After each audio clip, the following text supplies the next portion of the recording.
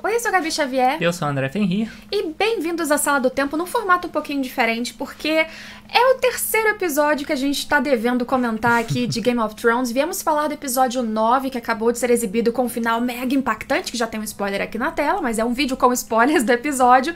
E a gente vai fazer o seguinte, antes de começar, vai rolar um breve recap dos últimos acontecimentos desses episódios que a gente não conseguiu comentar aqui na sala, e aí a gente entra comentando aqui com as cenas, momento a momento, dos mais importantes do episódio 9 e tudo que a gente achou. Já deixa o like, se inscreve pra não perder nenhum vídeo aqui do canal e bora lá! Nos episódios que antecederam este, nós vimos o Laenor fingindo a sua morte para poder fugir com seu amor e deixar Rhaenyra livre para casar e se aliar a Daemon. Aemond, por sua vez, finalmente tem o seu dragão e não qualquer um, a velhinha e poderosa Vhagar. Em nome disso, ele acabou perdendo um olho, mas valeu a pena. Depois vimos os últimos momentos de Viserys podre e acabado, não deixando Driftmark passar para outra pessoa depois de Corlys, senão o filho de Rhaenyra, Lucerys. E ai de quem disser que eles são bastardos, como aprendeu o próprio irmão do Corlys. E no fim de tudo, depois de uma reunião que parecia ser feliz para sempre, Viserys falece com mensagem distorcida pela Alicent, que acha que o seu filho, o Aegon, deve ser o rei. E no episódio 9 a gente começa com a cena da Alicent sabendo que o rei Viserys morreu, porque ela largou ele lá, depois de ficar emocionada, achando que ele pediu pro Aegon. Depois de distorcer completamente, sem o menor sentido. Entendeu tudo errado, não sabe interpretar uma frase. Coitado do Viserys tentando explicar, mal conseguindo falar, delirando, e ela, que príncipe Aegon prometido, meu filho? Tá bom, Viserys, desliga a vela e vai embora correr.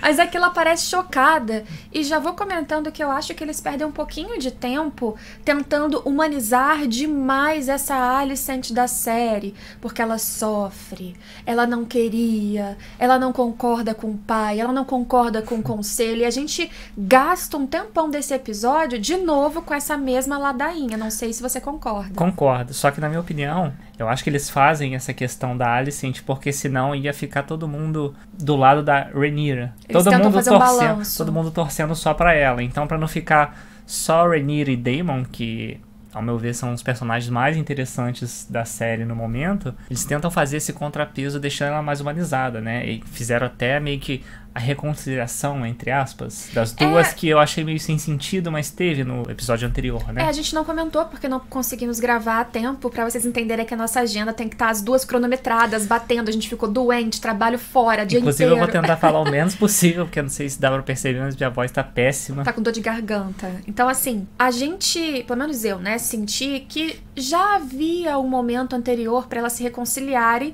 e no outro episódio uma meteu a faca na outra, sabe? A adaga. Então, ter de novo um momento pra de novo vir um atrito, fica repetindo a mesma coisa. E até no livro, eu não vou entrar muito em detalhes dessa vez aqui de diferenças, porque já começaram a crescer muito as diferenças, e aí a gente leva isso pra um vídeo extra, mas brevemente no livro existe uma coisa de Viserys mandou que elas ficassem bem na situação social e tal, e elas claramente fingiam. Eu acho que isso poderia acontecer. Voltar um carinho, eu não acho que é necessário, porque eles já criaram o suficiente antes disso, que a Alicent é fruto do contexto. Mas aqui é já ele morto, já todo o procedimento de funeral começando, porém em segredo. O chamado aí, conhecido como Conselho Verde, é esse que a gente vê acontecendo, liderado pela rainha Alicent, sempre dirigida para parecer acabada, arrasada e triste.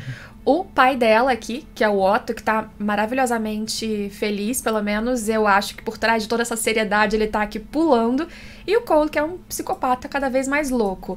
E aí eles juntaram a galera do conselho pra decidir o que fazer, e nessa reunião a gente descobriu que aqui na série, sem o conhecimento da Alicent, sem o rei ter falado pra ela que queria o Aegon na cabeça dela antes de morrer, eles já estavam articulando junto com o Otto de fazer o golpe. Assim, já estava estabelecido os passos, como que ia ser. Independente da Alicent ou não, né? E o único que estava de fora era o Bisbury. Era o Lord Bisbury. É, o que morre, né? O idoso lá que morre. E é uma coisa que me incomoda, assim, até hoje, é como o Cole mata. Ele tem o álibi pra matar, assim, e não acontece nada. Não mostra repreensão, não mostra consequência. Ele simplesmente mata ao bel prazer e pronto. Eu acho que nesse caso, é o único caso do Cole até agora na série que eu entendo, porque mais de uma morte acontece nesse episódio e eles estão, como o próprio Otto fala, meio que cortando dos males o menor. Ele, inclusive, queria matar Rhaenyra e família para evitar uma guerra em maiores proporções. Sim. Então, ali nesse momento, eles colocaram como, opa, não era bem isso que precisava fazer, mas o Cole é descontrolado. Mas assim, ele matou uma pessoa importante do conselho, não é qualquer um que ele matou e ponto, sabe? Então, só que justamente a construção desse episódio, que eu acho que você e algumas pessoas também sentiram um pouco lento, é pra mostrar que o Conselho Verde, e aqui a série diferencia muito a Alicent do resto, que eu acho que fica um pouquinho forçado, mas o Conselho Verde, o time verde, o grupo que está pró-Aegon, eles vão fazer o que for necessário pra conter qualquer movimentação. Nesse contexto, eu entendo claramente, tipo, não tem problema porque acabou que cortou mal pela raiz ali, digamos assim. Só que assim, não mostra que teve consequência nenhuma. Eu não sei pela série quão poderoso, quão influente era o Lord Beesbury. Isso. Qualquer situação de matar uma pessoa, um lord de uma família ali, seria um problema. Pois o contexto atual é que nenhuma informação, em tese, vazaria. Eles estão prendendo todo mundo, ninguém mais podia sair do castelo, nem empregado, serviçal, nenhum lord, a Rhaenys que estava dormindo no quarto, e eles prenderam quem estava se negando a ajoelhar, eles prendiam, ou em alguns casos que a gente viu do Lord Beesbury, que foi meio sem querer, e o outro que era o Lord Caswell, que acabou aparecendo enforcado no final, eles eram mortos mesmo e isso não vazava. Imagina o seguinte, muitas pessoas foram presas por ficarem contra o rei, o novo rei, o rei verdadeiro na cabeça dos verdes. Talvez eles possam, por exemplo, articular para essa informação não vazar e as pessoas ficarem todo esse tempo sem saber se ele morreu ou tá preso. E aí pode ser um preso político e aí eles evitam o drama e os problemas e consequências desse assassinato, entendeu? Porque ele por si só realmente seria um assassinato grave, problemático de acontecer. Pois é, né? E a movimentação importante desse conselho é a gente ver que, na maioria, o Lannister, o que é o mestre, as pessoas estão apoiando, tanto que já estavam articulando em segredo com o Otto, mas existem aqueles que são leais ao desejo do rei, porque a Alicent jura que foi, mas como o Lord Beesbury fala, quem escutou isso? Você, que por acaso tem vantagem nessa nova situação. Então, ali criou-se um contexto para que a maioria já aprovasse, mas existem alguns, como é o caso ali do agora comandante da Guarda Real, que ele se tira do cargo e fala, olha, eu não vou ficar aqui seguindo a ordem de vocês, porque eu obedeço ao rei, e não tem rei aqui. Ele não é exatamente nesse ponto na reunião. Não, ele fala que enquanto não tem um novo rei, ele não tem o que fazer ali, e tira a capa dele e vai embora, meio que tô de stand-by até surgir o próximo rei. Só que no final do episódio, a Alicent coloca o Cole como novo comandante. E não mostra o que aconteceu com ele, né? Porque as pessoas, igual a gente estava comentando, ou eram presas ou eram mortas, né? As pessoas contra. Aparentemente foi embora. E ninguém o segurou ali, por exemplo. O Cole até faz menção de ir contra ele. Aí tem aquela situação meio ali rígida que a Alicent até fala, não precisa, guarda sua espada. E ele vai embora e ninguém o contém naquele ponto. E aí se cria uma nova situação que é cadê o tal garoto que é pra ser o rei, que é o Aegon, que não tá em lugar nenhum. A mãe dele, a Alicent, vai atrás da Helena, que é a irmã e esposa do Aegon. A gente vê que a série, ela coloca ali as duas criancinhas, os filhos, de fundo, não fala nome nem nada, mas contextualiza. O que eu Mostra que existe, né? O que eu acho que é certo, porque até gerou uma polêmica aqui, porque eu fiz um shorts, né, comentando, na verdade era TikTok que eu trouxe pra cá, falando de um filho da Alicent que teria sido cortado, e eu continuo achando que ele foi cortado da primeira temporada, ainda que agora o George Martin ele tenha postado no blog dele que ele vai aparecer na segunda temporada, mas podia ter aparecido em qualquer cena de fundinho, uma menção, uma frase, que seja, e é isso que eles fizeram com os filhos do rei agora, né? Que vai ficar, assim, os filhos do rei, tudo bem, já mostraram ali, eles existem, né? Diante de tantos eventos importantes, tantos acontecimentos históricos fortes, e não é nem mencionado um nome, sabe? Vai ficar um negócio muito sem pé nem cabeça. A gente sabe que existe um quarto filho, que ele nasceu já faz tempo, ele tá em Vila Velha com os Hightower, isso vai ser mais abordado, então, pelo que o George Martin escreveu na segunda temporada, mas até comentei com o André, por que não naquela cena que as crianças estão falando, é só você, Aemond, não tem dragão, eles não jogaram até o caçula, que é o Daeron, tem, sabe? Qualquer coisa, senão vai chegar... Qualquer cena eles conseguem inserir ali uma menção, Um segundinho, não precisa precisa nem aparecer, porque senão, de repente, vai parecer muito ex-máquina surgir um outro filho com um dragão. Chutando, obviamente, porque eu não li o livro, Não né? tem spoiler, não fala. Eles estão perdendo lá, supostamente, né? Aí, de repente, aparece um help lá com um dragão super poderoso e tal, um backup. Então, assim, vai ficar um negócio muito estranho. Eu não sei qual o contexto que ele vai aparecer, né? Vamos torcer pra que eles façam uma inserção direitinho aí, que não fique um negócio esquisito. Ele ainda pode ser citado nesse último episódio. Eu acho bom que ele seja citado de alguma forma ainda nessa temporada. E na segunda, eu fico feliz que ele apareça realmente, como o George Martin falou, porque ele não é desprezível, não é um personagem que, se você jogar fora, tanto faz. Mas sair e colocar do nada, eu acho que é um problema aí de algum corte, alguma cena que foi filmada e não entrou, ou que desistiram de filmar, e que, num geral, faz falta pro roteiro. Mas, enfim, aqui a gente só contextualiza que Aegon tem seus filhos, mas tem bastardos por aí, porque ficar em casa é o que ele aparentemente não faz. E duas forças começam a se mexer, e aí que eu acho que a série perde um pouco de tempo pra mostrar que a Alicent não tá de acordo com tudo do pai. Existe o Otto mandando sozinho os gêmeos, que são gêmeos da Guarda Real, Eric e Arik, eu não sei como fala cada um, com A e com E. Eu gravo assim, que o A fica do lado da Alicent, e o E é o outro. Então, assim, o Otto manda pra que eles achem o Aegon e levem para ele. Porque a intenção do Otto é manipular o Aegon para ir contra Rhaenyra e família. A Alicent quer ser mais tranquila, termos de rendição, de paz, ela é boazinha. Embora eu não tenha achado ruim esse período do episódio que eles vão atrás do Aegon, eu não tenha ficado entediada e eu tenha gostado, eu acho que é algo que eles inseriram e que, em relação à narrativa, não acrescenta tanto. De novo, só mostra o que a gente já sabe.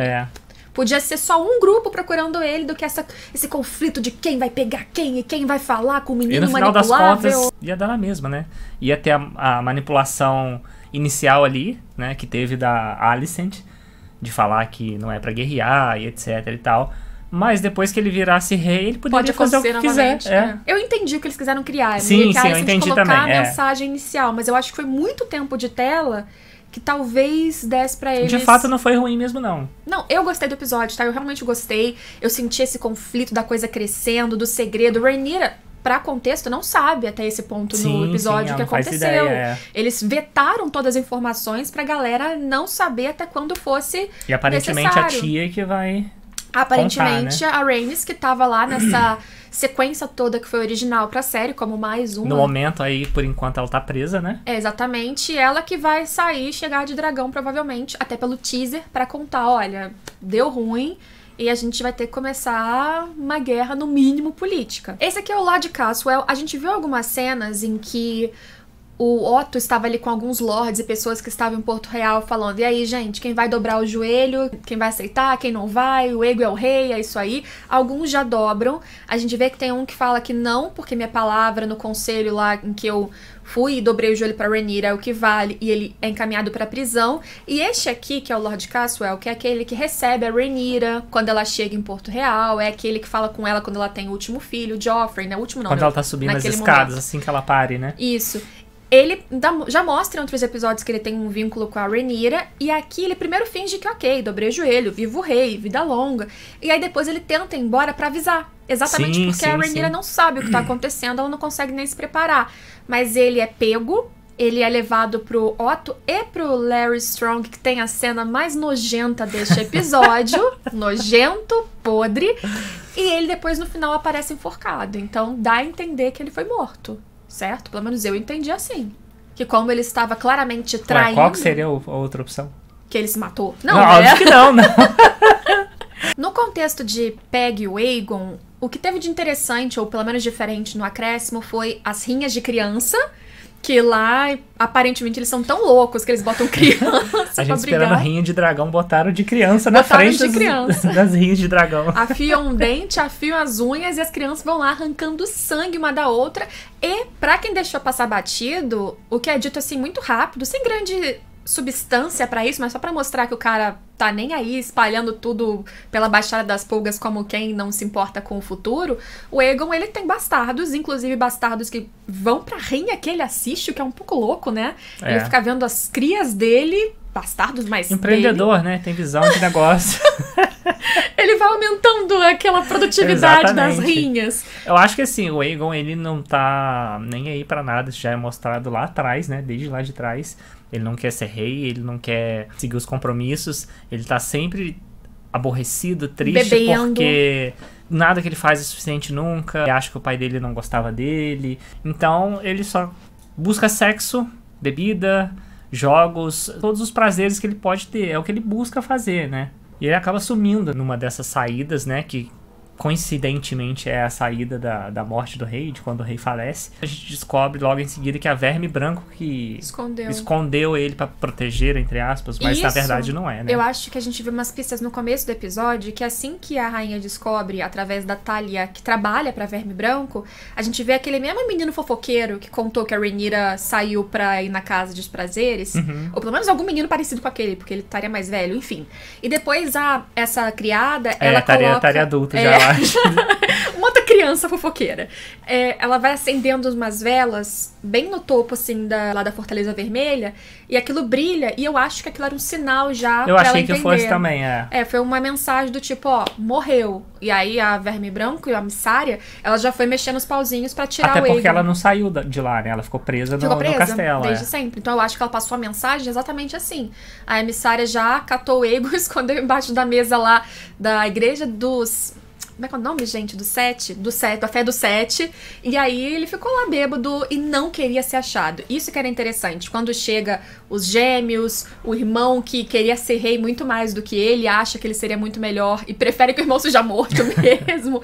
E o Cole, o Aemond, ele tá lá trazendo o irmão, ele tá fazendo o que é obrigação, mas... Tanto o Aemond sabe que o irmão não quer, e ali o irmão fala, não é que eu não me importo, deixa eu ir embora, deixa eu fugir. Deixa eu viver minha vida, porque essa responsabilidade pesa muito em cima dele e ele vai ter que entrar num conflito político. Ele sentiu que o pai nunca quis, então ele vai estar aceitando uma coisa que ele acredita que o Viserys, o rei, nunca achou ele merecedor, o que deve ter pesado muito na cabeça dele, já que, historicamente, o costume seria ele ser o rei. Ele foi escolhido para não ser. Aquilo ali deve ter tido um peso na cabeça do Aegon muito grande, por isso que ele é despirocadão. E o que a gente vê com a mãe dele, a Alicent tá sempre dando esporro, tentando botar ele na linha para ele ser o sucessor. O avô dele, que é o Otto, sempre trata ele de maneira super ríspida também. Então, arrastando. Assim, ele não tem carinho nem afeto, apoio de lado nenhum, aparentemente. Então, ele não quer saber de nada disso. Nesse episódio também a gente vê, então, que o gêmeo do bem com ele leva embora a Rhaenys, porque antes disso a Rhaenys viu que ela estava presa, que ela não tinha como sair, que as pessoas estavam sendo todas encaminhadas para ficarem ali seladas no castelo, na fortaleza. E ela tem uma conversa com a Alicent, que a Alicent tenta fazer ela apoiar o Aegon. O que a Rhaenys não aceita de jeito nenhum. E a Alicent, de novo, tenta aquele papo mais maternal. E eu tô fazendo porque meu marido quis e não sei o quê. E no final das contas, a Rhaenys apenas quer ir embora. Claramente com um lado, uma posição que ela não abre mão. E ela seria encaminhada pros navios, pra ir embora. Não pro Fosso dos Dragões, porque lá ia tá cheio de gente, isso era arriscado. Só que ela se perde do Eric com e ela acaba sendo levada pela multidão que já tá indo para o Fosso dos Dragões. Até porque se dessem falta dela, já esperariam ela lá no fosso, né? Porque é meio óbvio. Com ela certeza. Sumiu, vai pegar o dragão pra ir embora. Como né? isso foi criado pra série, é aquela coisa que geram pequenos buraquinhos, mas na nossa suspensão de descrença, todo mundo devia estar tão focado na coroação que vamos entender que ninguém viu que a Rhaenys acabou sendo tirada do quarto, porque senão já teria um movimento começando. Até porque durante aquele momento não era importante falar com ela, mover ela pra outro lugar. Ela ia ficar presa e depois acho que a Alicent ia tentar persuadir ela de mais algum jeito. Olha, eu não queria, mas é importante a gente falar da cena do pack do pé. Que a Alicent, a gente vê que ela tem uma articulação com Larys Strong há um bom tempo. Ele acabou sendo um aliado útil. O Otto até questiona, né? E depois ele falar, um dia eu vou cobrar, a gente viu que a cobrança dele até então, além dele ser o herdeiro de Harrenhal, então ele também está ganhando seus próprios benefícios interessantes. Ele tem um certo poder ali dentro por trás da cortina, né? Das cortinas, mas ele tem um certo poder ali. Com certeza. Além disso, é engraçado que faz um close no pé dele, que ele é conhecido como pé torto, porque ele tem uma deficiência ali. E não sei se foi isso que aconteceu, mas aparentemente a série incluiu que ele criou um prazer por ver pés bonitos. E aí a Alicent coloca pezinho com meia. Aí eu falei, primeiro, gente, o que tá acontecendo? Eu não tinha entendido. Quando ela botou os pés com meia, eu falei, será que é isso mesmo? Eu fiquei meio assim. Eu não pensei direto, não. Não, eu fiquei meio que, tipo, não é possível. Eu pensei, que intimidade, né? Aí quando... pois é, eu achei muito esquisito. Aí quando ela... Mas eu fiquei meio que sem entender, assim. Mas quando ela tirou as meias, eu falei, tá, é isso mesmo. Não, quando ela tirou a meia e botou, e quanto mais informação e mais ajuda ela queria, mais ela ia tirando. Mas, gente, o ápice pra mim foi ela tirar tudo, virar de lado e fingir que não tava vendo, ele fazer coisas nojentas. E tem o papo do Otto falando, você fica muito tempo com a rainha, né? E o Larry, mas não é nada que não vá te beneficiar. E assim, nojo. Mas assim, a gente vê que além de ele fazer o que for necessário pra Alicent, qualquer coisa que ela pedir... Você quer que eu mate? Você quer que eu faça? Ele faz mesmo, né? A gente vê a hipocrisia dela, né? Que totalmente. Por mais que ela tente ser, às vezes, aquela personagem... A série, na verdade, tenta deixar ela como aquela personagem que ainda tem um caráter ali no fundo, apesar de fazer coisas duvidosas, ainda tem consciência e tal, mas a gente vê que ela se perde muito e que ela é hipócrita como todos ali da corte também, né? E que outra coisa, pelo menos do meu ponto de vista, é que a série mostra que ela se enrola cada vez mais com ele. No sentido de... dever pra ele. Dever pra ele, não sabe cortar desde a primeira vez que ele matou por ela, que foi o pai e o irmão, que ela ficou completamente chocada. Ela claramente não soube o que fazer e foi se enrolando e tá se enrolando cada vez mais. Sabe aquele negócio que quem cala consente? Por mais que eles construam a Alicent como a boazinha, a Nossa Senhora de Alicent da série, eu acho que, por exemplo, ela vê o Cole explodindo a cabeça do Beesbury, ela faz assim, mas assim, ok, né? Morreu. Tudo bem. Não vai repreender por causa disso. Ela faz o negócio do pack de pezinho, que é uma relação que você disse. Já começou com um assassinato, que ela não pediu, mas ela acabou consentindo. Sim. E nesse episódio, a conversa termina com ele dizendo, seu pai, ele tem informantes que não passam por você. Você também é vigiada. Ah, você conhece quem são esses informantes? Conheço. Você quer que eu dê um fim neles? Aí bota o pezinho pelado de lado, que é o sinal de vai lá e faz. Então, o que ele faz? Ele bota fogo ali onde fica a emissária, o que gera, teoricamente, mais assassinato. Como a série não mostra, eu não sei, sinceramente, ela morreu. Ela em si morreu, aquela regra do não mostrou morto, não tá morto. Tipo isso aí. Tem que esperar pra ver. E aí a gente chega na cena que vai dar na coroação no Fosso dos Dragões, lotado, cheio do povo, pra apoiar o Aegon, apresentado como o Aegon depois do Conquistador, aquela coisa toda. E tem alguns detalhes importantes pra reforçar a figura do Aegon como o escolhido. Primeiro que ele é o primogênito, que já faz muita gente apoiar, como a gente já tinha visto a Rhaenyra descobrindo anos antes, né? Segundo que ele vai usar a coroa do Aegon Conquistador, não a do Viserys, não uma dele mesmo, a espada valeriana do Aegon, que é a Blackfyre, e pra reforçar a coisa de seu pai realmente quis e eu não estou mentindo pra você, a Alicent ainda dá a adaga valeriana. Sim, que da profecia. Isso, que é a adaga que ficou atrelada à profecia, não sei o que, que ela não entendeu nada, do príncipe prometido a temporada inteira.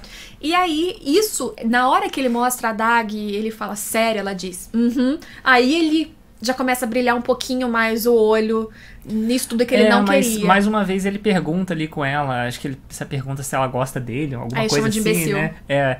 Então assim, você vê que é uma pessoa carente, né? Eu não que tenho não tem raiva apoio. do Aegon nesse momento ainda, não. E não justificando, mas que assim, que ele não quer de jeito nenhum e que por ele não estaria ali até o momento da coroação, que é quando ele vê que a multidão não tá contra, estão ovacionando ele, todo mundo torcendo por ele, as pessoas abaixando a cabeça, saudando. Então, assim, ele começa a gostar daquilo, né? Ele começa, tá se sentindo amado, eu acho, querido. Ele tá se sentindo querido, poderoso, importante, escolhido. Então, ele começa a ter prazer, ele começa a gostar.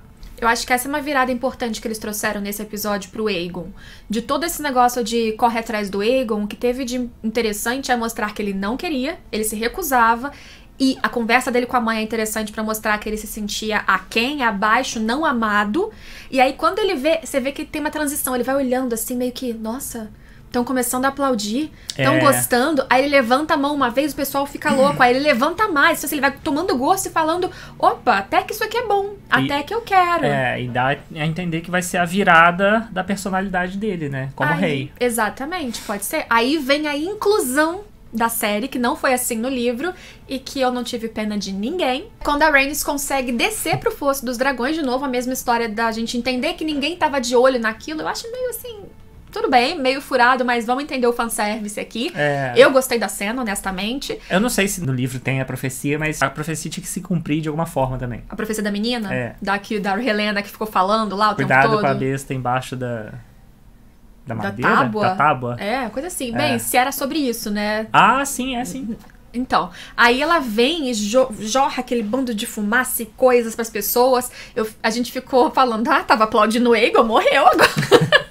Mas assim, ela não quis matar. Ela queria fugir. E pra fugir, ela precisou matar algumas pessoas. Não tinha jeito. E ela deixou claro ali, aquela cena que eu achei sensacional, que ela mandou o dragão dar um grito ali na cara deles. Maravilhosa. Que ela mostrou que ela é totalmente contra. Ela mostrou que se ela quisesse, ela poderia ter matado todo mundo ali. E que, tipo assim, fica esperto. Que ela não quis. Eu acho que esse é um ato importante. Olha, eu não quis, eu não matei. Nossa, ela podia ter matado todo mundo, ia ser tão lindo. Um Dracarys, gente. Dracarys, pum, morreu. Aí ia ter o episódio final com as coisas se ajeitando e ia terminar a série com uma temporada pronta, maravilhoso. Gente, eu gosto muito de tudo que vem por aí.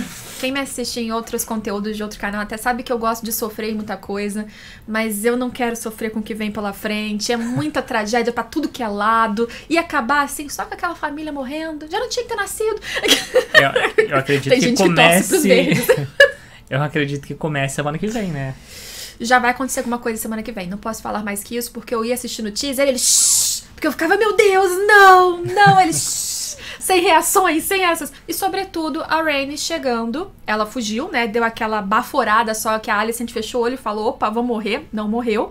E foi embora e ela vai contar. A Rhaenys vai contar pra Rhaenyra, pra todo mundo. Aparece o Eric, ou o Arik, sei lá, também lá, né? Mostra no preview. O com o E. Não é o A de Alicent. ele entrega a coroa, provavelmente, do Viserys, né, pra Rhaenyra. E já que tem uma cena também nesse episódio que mostra o Otto já enrolando os pergaminhos e provavelmente se articulando politicamente para além dos oceanos, né, com outros que podem ser aliados políticos nessa situação, então provavelmente a gente vai ver a movimentação do lado dos chamados dos negros, né, que é o lado da Rhaenyra.